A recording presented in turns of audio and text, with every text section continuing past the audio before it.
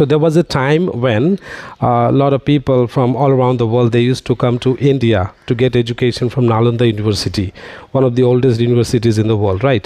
তো এখন ওই জিনিসটা নেই। এখন আমরা কী করছি, বিদেশি বই পড়ছি, তারা টেকনোলজিক্যালি অথবা সায়েন্টিফিকলি বা মেডিকেল সায়েন্সে অনেকটা এগিয়ে গেছে।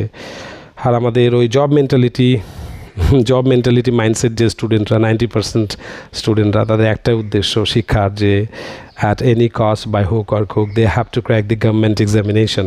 If the purpose is only to get a government examination and be the slave of government, so how can you do something great for the society or for the world? যাই হোক, Mukesh Ambani, Gautam Adani, Elon Musk, Jeff Bezos, thank god এরা government জবের জন্য অপেক্ষা করেনি, না হলে আমরা হয়তো তাদেরকে চিনতাম না।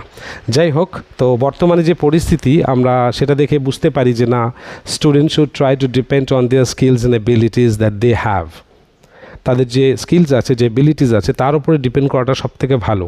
We should not depend on any other person nor on anything, even on government. সরকারের প্রতিও আমাদের ডিপেন্ড করা উচিত নয়।